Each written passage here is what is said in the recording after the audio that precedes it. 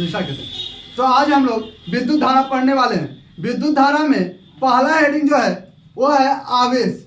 विद्युत धारा को जानने से पहले हमें यह जानना होगा कि आवेश क्या होगा, आवेश के प्रकार कितने प्रकार के होते हैं और आवेश से विद्युत धारा बनती कैसे है। इसके बाद इस चैप्टर में जो इंपॉर्टेंट चीज होंगे उसके हम लोग प्रैक्टिकल भी देखेंगे। ठीक है, तो विद्युत धारा में सबसे पहला हेडिंग बनती है हमारी आवेश। क्या बनती है? आवेश। आवेश को इंग्लिश में चार्ज कहते हैं, चार्ज।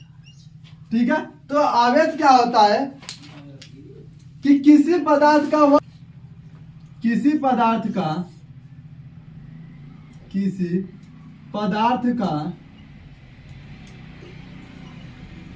वह गुण जिसके कारण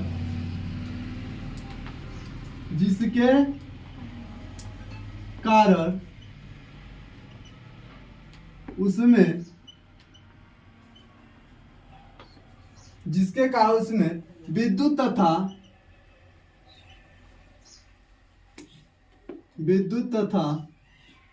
चुंबकीय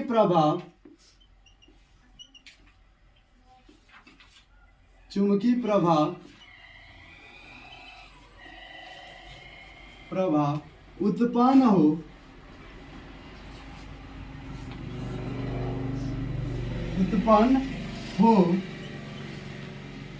विद्युत आवेश कहलाता है। विद्युत आवेश कहलाता है।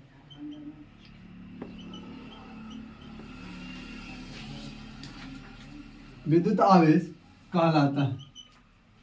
ठीक है, यानी आवेश क्या होता है कि किसी पदार्थ का वह गुण, यानी कोई पदार्थ है जो क्या कर रहा है, विद्युत या चुंबक के भांति कार्य कर रहा है। किसके भांति? विद्युत यानी इलेक्ट्रिसिटी जो लाइट होती है उसके तरह या किसी मैग्नेट के तरह कार्य कर रहा है, तो उसके में क्या है? आवेश उपस्थित है।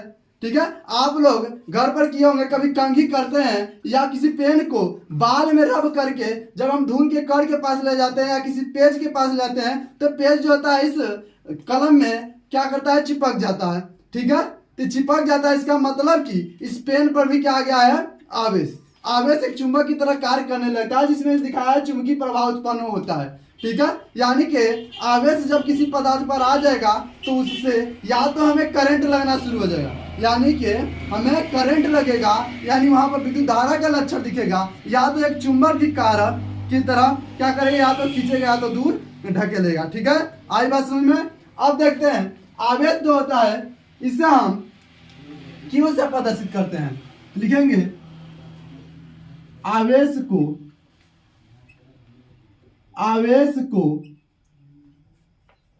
क्यू से प्रदर्शित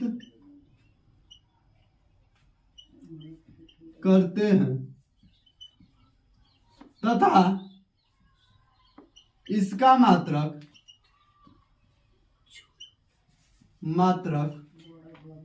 जो आवेश होता है इसका मात्रक क्या होता है? कूलाम होता है। कूलाम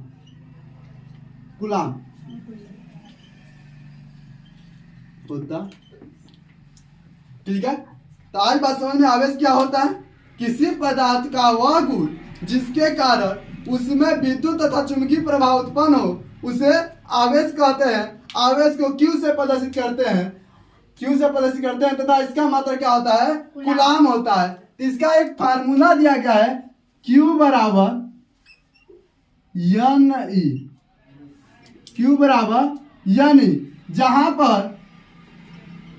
जहां जो है ये जो है इलेक्ट्रॉन पर आवेश, इलेक्ट्रॉन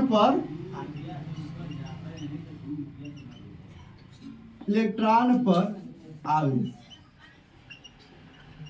ठीक है, और N क्या है? तो N है इलेक्ट्रॉनों की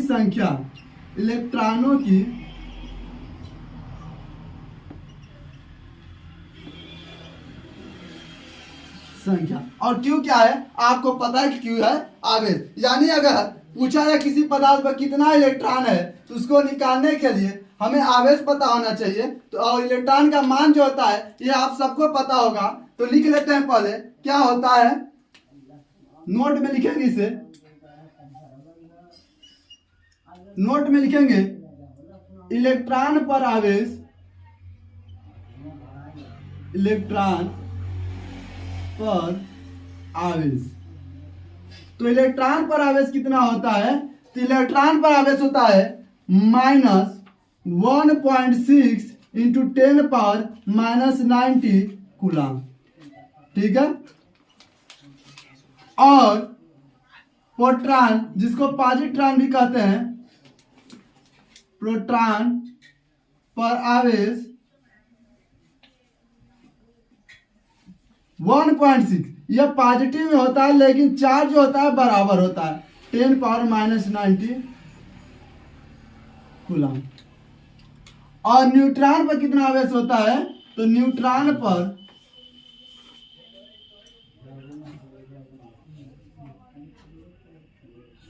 आवेश, न्यूट्रॉन पर आवेश कितना होता है? तो न्यूट्रॉन पर कोई आवेश नहीं होता है, यानी न्यूट्रॉन जो होता है न्यूट्रल होता है, उदासीन होता है। इसके बाद एक आता है अल्फा कण।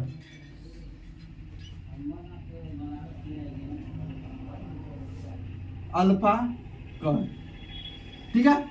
अब देखिए अल्फा कण पर कितना आवेश होता है, यह जानने से पहले हम यह जान लेते हैं कि अल्फा कण होता क्या है। इसके बाद हम पढ़ेंगे कि आवेश के प्रकार और कुछ सवाल को आज हम करेंगे। ठीक है। तो केवल आज हम आवेश के बारे में ही बात करने वाले हैं। तो अल्फा कण क्या होता है? तो देखिए आप लोग तत्व जानते होंगे, कुल 118 तत्व हैं। ठीक है। तो 118 तत्व में दूसरे नंबर पे आता है, पीरियोडिक टेबल में देखेंगे तो हीलियम आता है। क्या आता है? हीलियम। ठीक है। हीलियम का जो परमाणु क्रमांक है वो 2 है और परमाणु भार है कितना है? 4। ठीक है। तो हीलियम का परमाणु क्रमांक 2 है, परमाणु भार 4 है। अब केमिस्ट्री में आप लोग पढ़े होंगे कि हीलियम का जब हम इलेक्ट्रॉनिक विन्यास करते हैं तो कुछ इस प्रकार का स्ट्रक्चर उसका बनता है। इस तरह से एक नाभिक होता है, ठीक है, जिसे हम प्लस से डिनोट करते हैं, क्योंकि नाभिक में कौन रहता है? नाभिक में कौन रहता है? तो लिखेंगे नाभिक में प्रोटॉन और न्यूट्रॉन रहता है। कौन रहता है? प्रोटॉन और न्यूट्रॉन। न्यूट्रॉन तो 0 हो गया, लेकिन जो प्रोटॉन होता है प्लस होता है, इसलिए नाभिक को कैसे डिनोट करते हैं? प्लस से, क्योंकि नाभिक में जो आवेश होता है वो कैसा होता है? प्लस होता है। ठीक है, आई बात समझ में? और इसके चारों तरफ कक्षाओं में इलेक्ट्रॉन चक्कर लगाते रहते हैं। तो पहले कक्षा में 2 इलेक्ट्रॉन होते हैं। ठीक है। अब हीलियम के पास चूंकि 2 ही इलेक्ट्रॉन है, हीलियम के पास चूंकि 2 ही इलेक्ट्रॉन है, इसलिए हीलियम के बाहरी कक्षा में 2 इलेक्ट्रॉन क्या करते हैं? चक्कर लगाते रहते हैं। लेकिन जैसे ही हीलियम को थोड़ी सी एनर्जी मिलती है, अब आपको जैसे हम यहाँ पर पढ़ा रहे हैं या स्कूल पे पढ़ा रहे हैं, तो आप हमें 4000 रुपये वेतन मिलता है। ठीक है। और कई दूसरे स्कूल वाले हमारे पास आए, अब बोले भैया हम आपको 5000 रुपये देंगे और आप हमारे पास चलिए। तो जब हमें ज़्यादा पैसा मिलेगा, पैसा हमारे लिए क्या है? एनर्जी है। पैसा है तो एनर्जी है। अब जब पैसा हमें ज़्यादा मिलेगा तो हम अपना जो स्कूल पर पढ़ाते हैं उस स्कूल को छोड़कर दूसरे स्कूल पर चले जाएंगे। चले जाएंगे कि नहीं? चले जाएंगे। तो हम स्कूल को छोड़कर चले जा रहे हैं। उसी तरह से इलेक्ट्रॉन था इसके पास, जितना एनर्जी थी बेचारे को मिलती थी उतने में यह चक्कर लगा रहा है हीलियम के चारों तरफ। ठीक ना? हीलियम के चारों तरफ क्या कर रहा है? चक्कर लगा रहा है। लेकिन कोई आया इसको किस तरह से कर दिया? एनर्जी दे दिया, कह दिया भैया चलो हम तुम्हें ज्यादा एनर्जी देते हैं। अब इसको जब एनर्जी मिला तो यह इसको छोड़कर कहाँ चला गया? बाहर चले गए। यानी इलेक्ट्रॉन कहाँ चले गए? हीलियम को छोड़कर बाहर चले गए। अब 2 ही इलेक्ट्रॉन थे बेचारे के पास, दोनों इलेक्ट्रॉन बाहर चले गए। तो अब कितने इलेक्ट्रॉन बचे? 0। यानी हीलियम के पास अब कोई इलेक्ट्रॉन नहीं बचा। अब क्या बचा? सिर्फ और सिर्फ नाभिक बचा। हीलियम के पास क्या बचा? सिर्फ और सिर्फ नाभिक बचा, जिसमें 2 प्रोटॉन है, 2 प्रोटॉन है। ठीक है। यानी हीलियम के जो नाभिक है इससे हम क्या कहते हैं? अल्फा कण। आए बात समझ में? अल्फा कण किसे कहते हैं? तो अल्फा कण किसे कहते हैं? एक लाइन में लिखेंगे अल्फा कण हीलियम के नाभिक को कहते हैं। अच्छा, ये तो पता चल गया हीलियम के नाभिक को अल्फा कण कहते हैं। तो अल्फा कण पर आवेश कितना है? ये भी एक समस्या है कि अल्फा कण पर आवेश कितना है। तो देखिए अल्फा कण किससे मिलकर बना है? हीलियम के नाभिक से। हीलियम का नाभिक में, हीलियम का नाभिक जो है किससे मिलकर बना है? तो दो प्रोटॉन से मिलकर बना है। आई बात समझ में? हीलियम का नाभिक किससे मिलकर बना है? दो प्रोटॉन से, दो गुरुत्व। एक प्रोटॉन पर आवेश कितना है? तो यहाँ से देखिएगा 1.6 इंटू 10 पावर माइनस 90, तो इसका मल्टीप्लाई करा देंगे 1 इंटू 6 इंटू 10 पावर माइनस 90, तो कितना आएगा? 3.2 इंटू 10 पावर माइनस 90। ठीक है, यानी कितना कुल हो गया? तो कुल हो गया 3.2 इंटू 10 पावर माइनस 90 कूलम। तो अल्फा कण पर आवेश कितना होता है? 3.2 इंटू 10 पावर माइनस 90 कूलम। ठीक है, ठीक है। अब चलते हैं हम आवेश के प्रकार। क्या पढ़ते हैं? आवेश के प्रकार।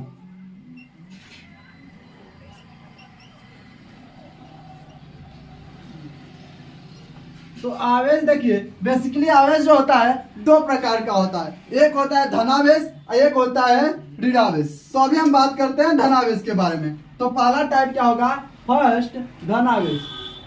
धनावेश, ठीक है। तो धनावेश क्या होता है?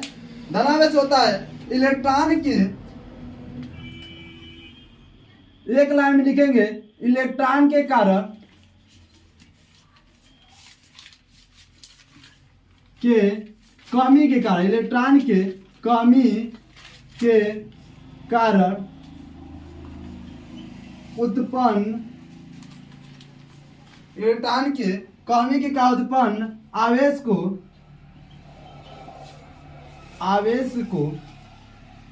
धनावेश कहते हैं।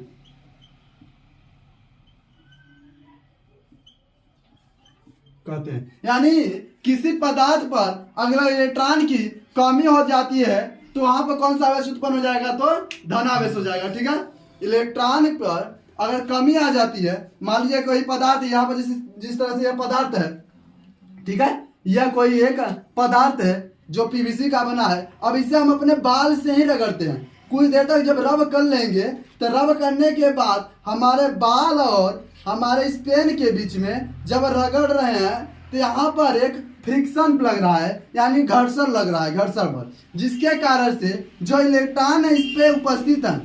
हर पदार्थ में इलेक्ट्रॉन होते हैं। इसमें जो पदार्थ है यह न्यूट्रल था पहले, इसलिए इलेक्ट्रॉन जो है हमारे बाल से जब रगड़ाया गया तो यहाँ से इलेक्ट्रॉन इधर आ गए, तो इसमें क्या हो गए? इलेक्ट्रॉन में कमी हो गए, इलेक्ट्रॉन में कमी हो गए, तो जिसके कारण कौन सा उत्पन्न हो गया आवेश? यह धनावेशित हो गया। कैसा हो गया? तो धनावेशित हो गया। तो इलेक्ट्रॉन के कमी का उत्पन्न आवेश को धनावेश कहते हैं। उदाहरण में लिखेंगे, उदाहरण में लिखेंगे, क्या लिखेंगे? जब कांच के छड़ को, जब कांच के छड़ को रेशम के कपड़े से रगड़ा जाता है, रगड़ा जाता है, तो कांच के छड़ से,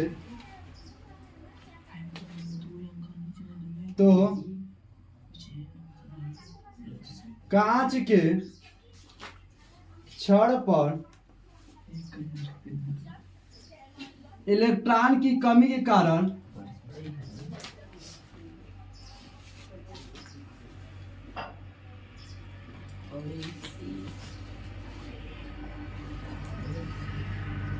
धनावेश उत्पन्न हो जाता है।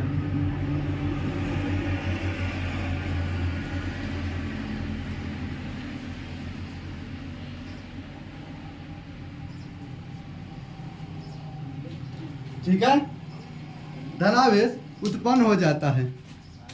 चलिए अब बात करते हैं हम लोग दूसरे आवेश की, जो है ऋणावेश। क्या है? तो ऋणावेश। ऋणावेश, ऋणावेश से जब संधि विच्छेद करेंगे तो ऋण धनावेश यानी -4। तो यहाँ पर देखिए, जब धनावेश होता है किसी पदार्थ पर इलेक्ट्रॉन की कमी जब हो जा रही थी तो वहां पर धनावेश हो जा रहा था। अब यहाँ पर अधिकता हो जाएगी, तो जब लिखेंगे कि किसी पदार्थ पर, किसी पदार्थ पर पदार्थ पर इलेक्ट्रॉन की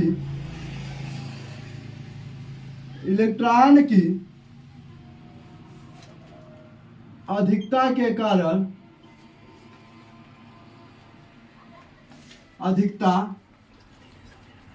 कारण उत्पन्न आवेश को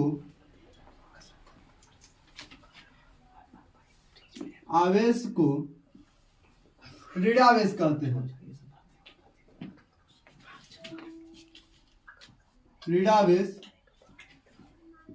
कहते हैं। ठीक है, यानी कि किसी पर उसमें देखिए क्या होता है कि इलेक्ट्रॉन की कमी हो जा रही थी, अब यहाँ पर इलेक्ट्रॉन की अधिकता के कारण उत्पन्न हो जाएगा, तो कौन सा आवेश उत्पन्न होगा, यहाँ पर ऋणावेश होगा। इसका हम उदाहरण अगर देखें तो उदाहरण होगा कि जब हम क्या करते हैं, जब हम एबोनाइट के क्षण जो होता है कि एबोनाइट का क्षण होता है, जब एबोनाइट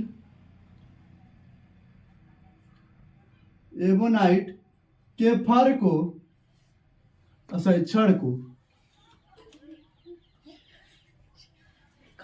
क्षण को फर से रगड़ा जाता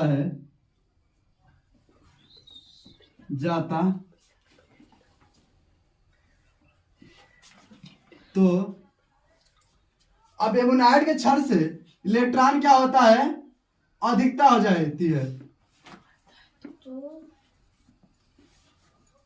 एबोनाइट के क्षण पर इलेक्ट्रॉन की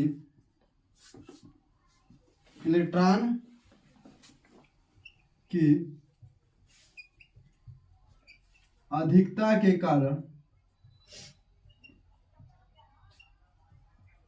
कारण उत्पन्न आवेश को ऋणावेश कहते हैं, या ऋणावेश उत्पन्न हो जाता है।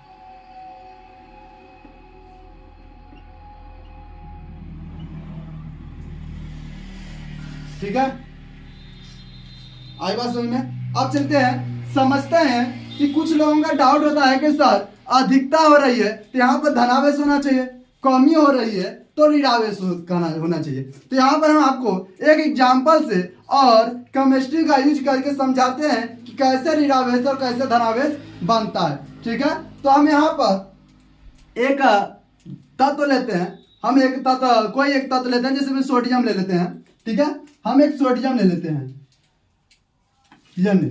ठीक है, N है, इसका परमाणु क्रमांक 11 है और परमाणु भार 23। ठीक है, तो जो Na है, सोडियम है, उसका भी तो एक नाभिक होगा। हर एक तत्व का क्या है, नाभिक होता है, और नाभिक में क्या है, 11 प्रोटॉन।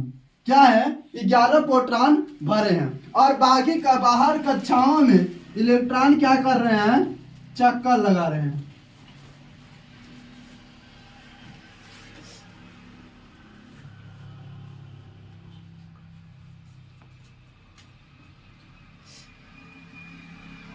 बाकी बाहरी कक्षाओं में इलेक्ट्रॉन चक्कर लगा रहे हैं। तो देखिए नाभिक में 11 प्रोटॉन हो गए, और इसके बाहरी कक्षा में पहले में 2 इलेक्ट्रॉन भरेंगे, इसके बाद 8,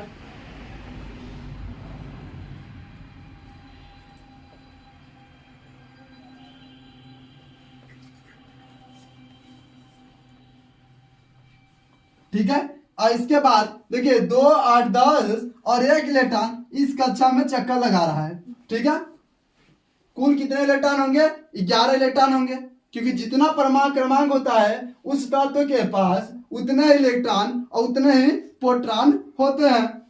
ठीक है, तो 11 इसका परमाणु क्रमांक था, तो 11 प्रोटॉन हुए और 11 इलेक्ट्रॉन हुए, जो क्रमशः कक्षाओं में अपने कक्षाओं में चक्कर लगा रहे हैं। अब कैसे पता चलेगा कि इस कक्षा में कितने चक्कर इलेक्ट्रॉन चक्कर लगाएंगे, तो इसके लिए आपको इलेक्ट्रॉनिक विन्यास आना चाहिए। जब हम सोडियम का इलेक्ट्रॉनिक विन्यास करेंगे तो 2, 8, 1 आएगा, 8, 2, 10, 1, 11 जोड़ने पर 11 इलेक्ट्रॉन आ जाएंगे। ठीक ना, तो आप ये केमिस्ट्री में पढ़े होंगे।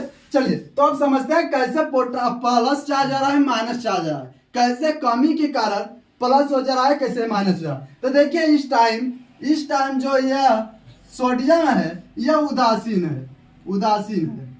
अब उदासीन कैसे, क्योंकि इसके पास 11 प्रोटॉन है और प्रोटॉन पर चार्ज कैसा होता है तो प्लस, ठीक है, और 11 इलेक्ट्रॉन है तो इलेक्ट्रॉन पर चार्ज कैसा होता है माइनस, ठीक है। जब 11 प्रोटॉन है 11 न्यूट्रॉन है, लेकिन दोनों का मान ई जो होता है इलेक्ट्रॉन जो होता है प्रोटॉन के बराबर होता है, बस प्लस माइनस होता है, लेकिन होता तो बराबर है। तो ये दोनों आपस में क्या करेंगे, कट करके जीरो बनाएंगे, यानी कि उदासीन हो गए। आई बात समझ में। अब देखिए सारा खेल जो है इलेक्ट्रॉन का है। अब बाय द वे हम इसे थोड़ा सा एनर्जी दिए और ये वाला इलेक्ट्रॉन इसको छोड़कर भाग जाए, ठीक ना, एनर्जी दिए इलेक्ट्रॉन छोड़कर भाग जा। तो इसके पास 11 प्रोटॉन थे पहले से, अब एक इलेक्ट्रॉन चला गया तो इसके पास कितने इलेक्ट्रॉन बचे, तो 10 इलेक्ट्रॉन बचे। तो इलेक्ट्रॉन पास माइनस होता है तो 10 इलेक्ट्रॉन बचे। अब ये जो पी के बराबर होता है मान, क्योंकि 1.6 इसके पास भी 1.6 इसके पास भी होता है, तो ये जो होता है पी के बराबर है। तो यहाँ से देखिए 11 से जब 10 घटेगा तो एक पी बचेगा। अब पी कैसा है प्लस है तो प्लस आएगा। यहाँ से ये पता चल जाता है कि जब कमी हो रहा है इलेक्ट्रॉन में तो कैसा चार्ज आ रहा है, पॉजिटिव आ रहा है। अब बाय द वे यहाँ पर एक इलेक्ट्रॉन था और हम एक और इलेक्ट्रॉन लेकर इधर कहीं चिपका देते हैं, तो इसके पास पहले कितने प्रोटॉन थे, 11 प्रोटॉन थे, 11 प्रोटॉन 90 है, लेकिन पहले 11 इलेक्ट्रॉन थे, एक और आ गया तो अब इसके पास कितने प्रोटॉन हो गए, सॉरी इलेक्ट्रॉन हो गए 12 इलेक्ट्रॉन हो गए। यहाँ पर -1 इलेक्ट्रॉन हो गया, यानी यहाँ पर माइनस बता रहा है कि कौन सा आवेश है, ऋण आवेश है। आई बात समझ में, ठीक है, ठीक है। अब एक क्वेश्चन को करते हैं जो हम लोग सूत्र पढ़े हैं, Q बराबर या नहीं, उससे एक सवाल को लगाते हैं। तो देखिए यहाँ पर कह रहा है किसी पदार्थ पर 800 इलेक्ट्रॉनों की कमी है, यानी कि यहाँ पर जो 800 इलेक्ट्रॉन दिया है यह नंबर ऑफ इलेक्ट्रॉन दिया है, नंबर ऑफ इलेक्ट्रॉन कितना दिया है 800। अब क्या है यहाँ पर देखिए अधिकता है, ठीक है, अधिकता है तो अधिकता कौन सा उत्पन्न आवेश होगा, तो अधिकता के कारण ऋण आवेश होता है, ठीक है, अधिकता के कारण ऋण आवेश होता है। तो कह रहा है किसी पदार्थ पर 800 इलेक्ट्रॉन की अधिकता है तो पदार्थ पर उपस्थित आवेश की गणना कीजिए, यानी बताना है कि उस पदार्थ पर कितना आवेश है। तो लिखेंगे पहले दिया है, ठीक है, दिया कितना है n बराबर 800, ठीक है, और क्या दिया है कि E बराबर जो होता है, E का मान नहीं दिया है, लेकिन हम लोग सभी लोग जानते हैं कि E का जो मान होता है -1.6 × 10 पावर -90 कूलम होता है। लेकिन जब भी हम न्यूमेरिकल को लगाएंगे फिजिक्स में, जब भी हम सवाल को लगाएंगे तो प्लस या माइनस में इलेक्ट्रॉन को नहीं लेंगे, केवल उसका परिमाण लेंगे, यानी कि 1.6 × 10 पावर -90, ठीक है।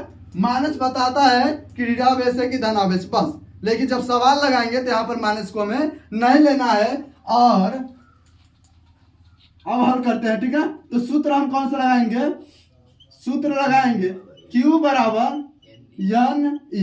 अब देखिए हमसे Q तो पूछा है क्योंकि आवेश की गणना कीजिए, यहाँ पर देखिए आवेश की गणना कीजिए, यानी आवेश क्या होता है Q होता है, और Q के बारे में पूछा है तो Q बराबर NE लगा दिए। अब यहाँ पर देखिए N का मान कितना दिया है 800, ठीक है, गुरुत्व E का मान कितना दिया है 1.6 × 10 पावर -90। जब मल्टीप्लाई कराएंगे तो कितना हो जाएगा,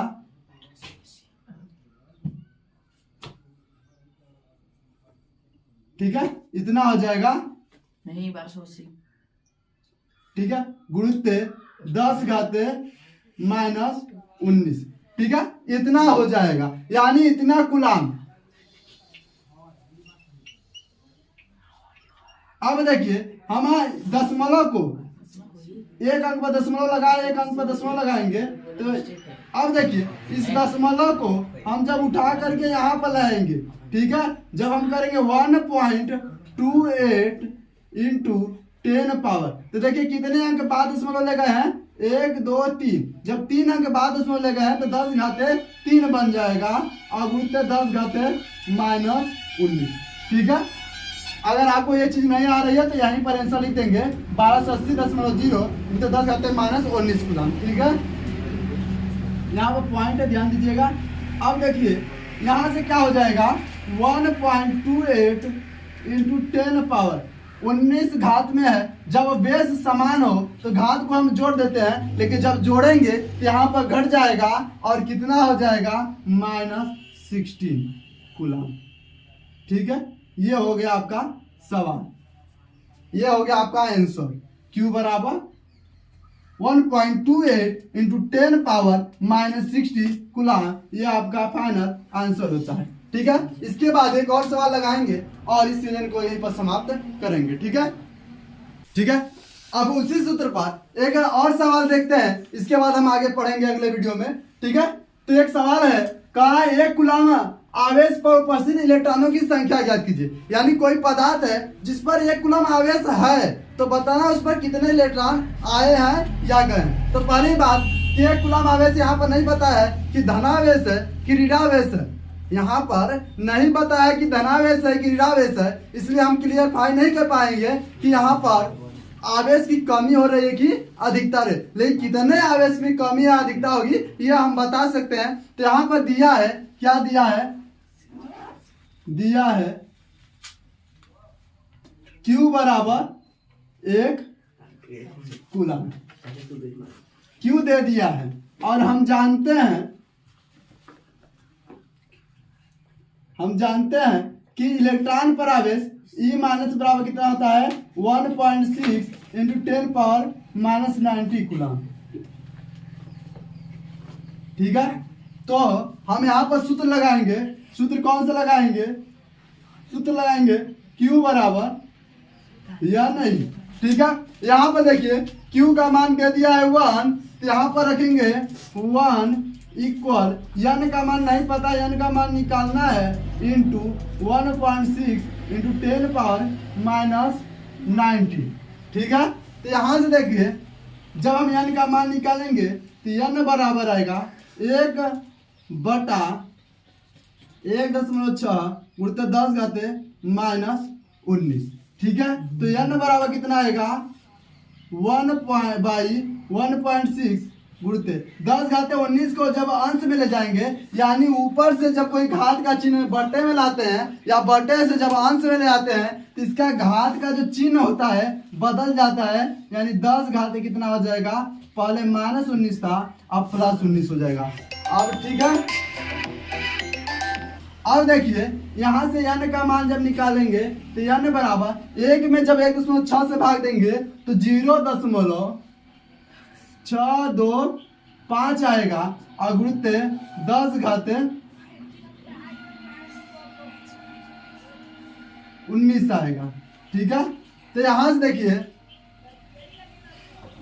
n का मान निकालेंगे, जब दशमलव को एक अंक पर पुट करेंगे, एक अंक पर जब लाएंगे तो क्या हो जाएगा 6.25।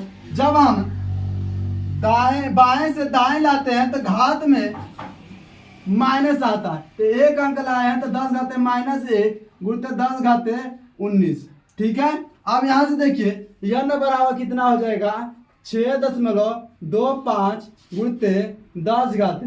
अब 19 प्लस हो गया एक माइनस, तो घट करके कितना हो जाएगा 18। अब इलेक्ट्रॉन है इसका मात्रक नहीं होगा, यानी n बराबर 6.25 गुणित 10 घाते 18 इलेक्ट्रॉन होंगे। ठीक है, यहाँ पर इलेक्ट्रॉन लिख लेंगे।